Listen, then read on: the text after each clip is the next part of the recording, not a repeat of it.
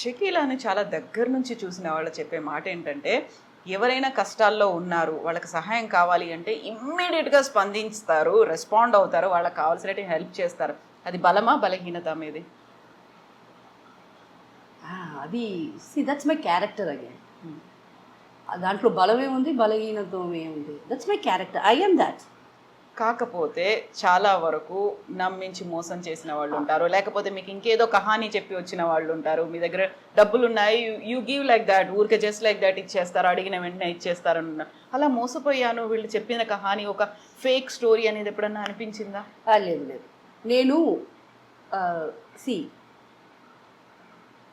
మీరు నాకు ఒక ప్రాబ్లం చెప్తే నేనేం చేస్తానంటే, ఇప్పుడు కాదు, ఇది నేను మలయాళం ఫిలిం ఆ టైం నుంచి మీరు నాకమ్మ నా బిడ్డకి స్కూల్ ఫీజు కట్టాలా, అవునా, ఏ స్కూలు, ఓకే, ఎంత ఫీజు, మీ చేతికి ఇవ్వను, నాకు మేకప్ మ్యాను వాళ్ళు వీళ్ళు ఇప్పుడు సతీష్ అందరు చూస్తున్నారు కదా. ఇప్పుడు నేనేం బిజీ ఆర్టిస్ట్ని అయినా నాతో 10 మంది ఉంటున్నారు. అవును. ఈ 10 మందికి ఏం పని ఉంది? పోరా ఆ స్కూల్లో అలాంటి ఒక అమ్మాయి చదువుతుందా, ఆ అమ్మాయికి ఎంత ఫీజు కట్టేసిరా. ఎంక్వైరీ చేసేవాళ్ళు? ఎంక్వైరీ కాదు, మా వాళ్ళే పోయి కడతారు. అలా చేశాను తప్ప పెద్దగా మోసపోయేంత లేదు. 10,000 20,000 అడిగితే సరే పో ఇస్తాను తప్ప. అది తెలుసు నాకు, ఇది ఫాల్తుగా అడుగుతున్నారని తెలుసు. బట్ ఒక్క చెడ్డ అలవాటు ఉంది, నో చెప్పటం నేర్చుకోవాలా, ఇంకా నేర్చుకోవాలా. అది నో ఒక్కసారి చెప్పేది నేర్చుకున్నానంటే ప్రాబబ్లీ నా గురించి ఇలాంటి కంప్లైంట్స్ రావు. ఏం మారిపోతున్నాను, మోసపోతున్నాను అనే కంప్లైంట్స్ రావు. నో చెప్పడం అనేది కేవలం ఈ డబ్బు విషయంలోనేనా? అన్నిట్లో. వెరీ ఎమోషనల్ ఫూల్ నేను. నాలాంటి ఫూల్ ఎవరూ లేరు. Very emotional. అరే ఫిలిమ్స్ ఈ రోజు దాకా ఏ పిక్చర్ చూసినా ఏడుస్తాను. థియేటర్కి నేను తీసుకెళ్ళదు, బయటికి తెలియకూడదు కదా. ఏ ఫిలిం చూసినా నాకు ఏడుపు వచ్చేస్తుంది. అది యాక్టింగ్ అని తెలుసు, but I don't know. So చాలా ఇమోషనల్ పర్సన్. సో రియల్ లైఫ్లో కూడా అలాగే? ఏ ఇష్యూ అయినా సినిమా అని తెలుసు, రియల్ లైఫ్ అది సినిమా అని దానికి ఏడుస్తున్నానంటే నిజం అంతే. బట్ ఇప్పుడు కొంచెం స్ట్రాంగ్ అయ్యాను. లైక్ బేబీ నా కళ్ళ నీళ్ళు అయిపోయాయి. No more tears for film అంటే ఫేక్, ఓకే. బట్ నా లైఫ్లో చాలా ఫేక్ పీపులే ఉన్నారు. వాళ్ళ కోసం ఏడిసి ఏడిసి లేకపోతే ఇంకా ఏడవకూడదు అని నా టియర్స్ గ్లాండ్ ఉంది కదా, ఆ గ్లాండ్ కట్ అయిపోయింది అనుకుంటున్నా. So I don't know more cry for real life fake people. So లైఫ్లో ఫేక్ పీపుల్ అంటే ఫ్యామిలీ మెంబర్స్ ఉన్నారా, లేకుంటే బయటి వాళ్ళు ఉన్నారా? ఫ్యామిలీ మెంబర్సే. బయట వాళ్ళ గురించి బయట వాళ్ళండి, వాళ్ళు ఫేక్గా ఉంటే ఏంటి, రియల్గా ఉంటే ఏంటి. I'm talking about my family members. Each and every single family member in my fucking bloody life is fake. ఎందుకు? ఏం చేశారు? అన్నీ వాళ్ళే చేశారు. అవి నా డబ్బులు తీసేశారు. నాకు ఒక ఫంక్షన్ అంటే నన్ను రమ్మంటారు, బట్ అక్కడ ఇంకొక స్టార్ వస్తే ఎలాగో అంతే, వాళ్ళకి ఒక యాక్ట్రెస్ వచ్చినాను అంతే. బట్ యాక్చువల్లీ నేను మీకు దగ్గర సొంతం, మీరు నన్ను మీతో కూర్చోబెట్టాలా, మీకు ఏదేదో మాట్లాడుకుంటారు, ఏమీ లేదు. ఆర్టిస్ట్ లాగా నేను వస్తాను, నేను ఒక బొకే ఇస్తాను, వెళ్ళిపోతాను. అంత ఆర్టిఫిషియల్గా ఉంటుంది, very artificial. So fed up with all that. ఇప్పుడు నాకు సొంతం అని I don't talk. I have no సొంతం now, no relatives in my life. And నేను ఎవరితో ఉండే 4-5 ఉన్నారు, వాళ్ళతో కూడా నేను మాట్లాడను. Like when they call I say hi, బాగున్నారా, ఏంటి, ఏదైనా అవసరం ఉందా, అప్పుడు చెప్తారు ఒక బైక్ కొనాలా, 10,000 రూపాయలు, ఫైన్, నా కాదు లేదు, నేను ఇట్లా ఇప్పుడు చెప్పడం అలవాటు చేసుకున్నారా? సొంత వాళ్ళకి అలవాటు చేసుకున్నా. బయట వాళ్ళు వచ్చి అడిగితే చేస్తాను, సొంత వాళ్ళకి మాత్రం నేను పెట్టను. వాళ్ళకు తెలుసు కదా మీరే ఫ్యామిలీ కోసం కష్టపడ్డారు, మీ దగ్గర ఏ డబ్బు ఉంచుకోకుండా మొత్తం వాళ్ళకే ఇచ్చారు, అదన్నీ తెలుసు. మర్చిపోయారా వాళ్ళు? అది వాళ్ళని అడగాల. How would I know? అయితే మీకు ఆ టైంలో అంత డిమాండ్ ఉన్నటువంటి స్టార్ మీరు, లక్షలు వస్తున్నాయి, ఇన్వెస్ట్మెంట్స్కి పెట్టుకుందాము, ఒక ఇల్లు కొనుక్కుందాము, లేదు ఎక్కడైనా ఒక ప్లేస్ కొనుక్కుందాము, ఎక్కడైనా వెంచర్ చేద్దాము అనిపించలేదా? I was very busy. దీనికి ఆలోచనలే రాలేదు ఇంకా. నాకు రాలా. అండ్ ఐ థాట్ నా తమ్ముడు ఉన్నాడు, మా అక్క, whom I trusted the most in my life. తను ఏదన్నా చేస్తుంది, బికాస్ వాళ్ళ పిల్లలు చదువుకున్నారు, అక్క హస్బెండ్ డాక్టరు, సో అక్క వెరీ బ్రిలియంట్ పర్సన్, సో నా కోసం ఏదన్నా చేస్తారు అలాగా నమ్మేశాను నేను.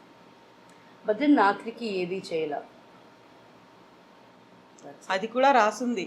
ఎస్ సి నేను నిజంగా చెప్తున్నాను ఆడియన్స్ మీ అందరికీ, అందరూ ఇల్లులు కొనాలా, అందరూ కార్లు తిరగాల, మనం ఆశ పెట్టుకోవాలా తప్ప అది జరిగేది జరగకుండా ఉండేది మన చేతిలో లేదు. సి నేను ఫస్ట్ ఫిలిం ప్లే గర్ల్స్ అప్పుడే కార్ కొన్నా. ఇప్పటిదాకా నేను ఒక 20 కార్లు కొని ఉంటా. ఇప్పుడు ఒక ఇల్లు ఒక్క 650 స్క్వేర్ ఫీట్లో ఇల్లు కొనలే. ఇక్కడ రాసి ఉండాలి. ఒక 4 కార్ డబ్బా ఒక ఇల్లు వచ్చేస్తుందా? నేను చేయలేదే. So that's all return. ఎందుకలా ఇంట్రెస్ట్ చూపించలేదు?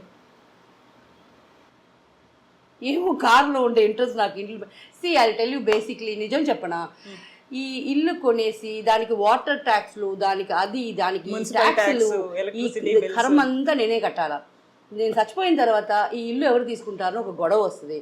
ఈ గొడవలో ఎవరో ఒకరు పీక్కపోతారు. వాళ్ళకి కూడా జనాలు శాపం ఇస్తూనే ఉంటారు. అది చచ్చిపోయింది పాపం, అది వర్క్ చేసి చచ్చిపోయింది, ఇల్లు కొనేది ఈ నా కొడుకు అనుభవిస్తున్నారు అంటారు. ఎందుకు నా వల్ల ఒక ఇల్లు కొనిన తర్వాత అది నా తమ్ముడికో మా అన్నకో పోయిన తర్వాత వాళ్ళు కూడా తిట్లు తినాలా? ఏం వల్ల ఐఎమ్ హ్యాపీ లైక్ దిస్. నా వల్ల నా ఇల్లు రెంట్ కట్టుకుంటాను, హ్యాపీగా నా వల్ల అవుద్ది. అది ఎవరికి ఏ కష్టం లేకుండా కష్టం లేకుండా మంచిది చేస్తున్నాను. ఒక కర్మ సిద్ధాంతమే కాదు, ఒక మీకంటూ ఒక ఫిలాసఫీ ఉంది సపరేట్ కదా. వഴി తని వഴി, మై వేస్ సపరేట్ వే. అయితే షకీలా కనీసం ఒక జ్యువెలరీ మీద, దాని మీద ఆర్నమెంట్స్ ఇలాంటి దాని మీద కూడా లేదా ఇంట్రెస్ట్? లేదు నాకు. ఇప్పుడు ఒక Bigg Boss, Telugu Bigg Boss కి వచ్చే ముందు ముక్కు అంతే. ఇది ఒక చిన్న రింగ్ కనిపిస్తుంది. ఇది కూడా నాకు ఒక ఫ్రెండ్ ఇచ్చారు. జ్యువెలరీ ఉంది. I don't like to wear. లేదు కనీసం చెవులకు కూడా పెట్టుకోకుండా పెట్టుకోను. అవును, నేను ఇది మాత్రం చాలా లైఫ్ లో ఆశ, ఇది వేసుకోవాలని. నొప్పికి భయపడి ఇక్కడ పక్కన కాళికాంబ టెంపుల్ అని ఒక టెంపుల్ ఉంది, అక్కడ చెప్పాను నువ్వు పెట్టుకో అమ్మా బాగుంటుందని. ఫస్ట్ టైం డైరెక్ట్ గా ఇది కూర్చోబెట్టారు. అండ్ దెన్ దానికి డైమండ్ వేసుకున్నాను. ఇది ఒక్కటి నాకు ఇష్టం. ఇది ఒక ఫ్రెండ్ ప్లీజ్ ఇది నువ్వు వేసుకోవాలా నా గుర్తు. అందుకు చాలా అలా గుర్తులు ఉన్నాయి. బట్ ఇది ఇప్పుడు మొన్న ఇచ్చారు, అందువల్ల ఇది చేతిలో పెట్టుకున్నాను. సో నాకు ఒక టైం ఉన్నది వేర్ ఏదన్నా చిన్నప్పుడు నేను 11-12 ఇయర్స్ ఉండేటప్పుడు ఫంక్షన్లకు వెళ్తే మా ఏదో ఒక పిచ్చిది వేసుకొని వెళ్తాం కదా, పిచ్చి అది మా పిన్ని ఒకసారి అది చూసిన తర్వాత పిచ్చిది ఆడింది. ఆ రోజు మైండ్ సెట్ నాకేమంటే వేసుకుంటే గోల్డ్ వేయాలా, లేకపోతే వేసుకోకూడదు. మన కాడ ఉందా లేదా అని ఇంకొకరికి అనవసరం. సో అది ఎలా ఫిక్స్ అయిందంటే, ఆ మలయాళం టైంలో నేను 8 o'clock షూటింగ్ నుంచి వచ్చేస్తే రిటర్న్ ఒక హనీఫా, సింగపూర్ హనీఫా అని ఒక షాప్ ఉంది, అక్కడికి పోయి నాకు 8 grams ఒక సవరణ అని తెలియదు. నాకు తెలీదు, ఇప్పుడు తెలిసింది. పెద్ద పెద్ద పెద్ద పెద్ద హారాలు, ఇంత పెద్ద ఇదన్నీ ఉన్నాయి, అన్ని కొనేస్తా. ఎంత కార్డే కదా, టక కార్డ్ వెళ్ళి ఇంట్లో ఇచ్చేస్తాను. అది ఎప్పుడు వేసుకోకూడలా, ఉండాలి ఇంట్లో. అలా నాకు నన్ను అలా అడిగింది కదా పిన్ని అని. వాళ్ళ కొడుకు మెహందీ, హల్దీ అండ్ రిసెప్షన్, పెళ్ళి 3కి నేను, మా అక్క, మా చెల్లమ్మ, మా అక్క పెద్ద కూతురు, అక్క చిన్న కూతురు, 5గురు ఈ 3 ఫంక్షన్లకి డిఫరెంట్ సెట్స్ రిపీట్ చేయకుండా వెళ్ళారు. రిపీట్ చేసుకోకుండా అందరూ వేరే వేరే జ్యువెలరీ వేసుకొని వెళ్ళాం. అది ఒక సాధించిన తృప్తి, ఒక కళ. అది ఎలా ఉండిపోయింది చేశారు. ఆ జ్యువెలరీ అంతా ఎక్కడుంది ఇప్పుడు? అదంతా ఎవరెవరి కాడికి వెళ్ళాలో వాళ్ళ కాడ వెళ్ళిపోయింది.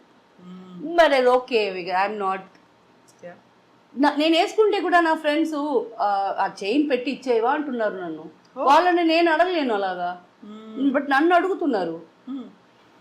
సరే ఇది వేసుకుంటే కూడా ఈ గొడవ ఎందుకు నాకు అని. బట్ జ్యువెలరీ ఏమో ఉంది, బట్ నాకు ఇష్టం ఉండదు.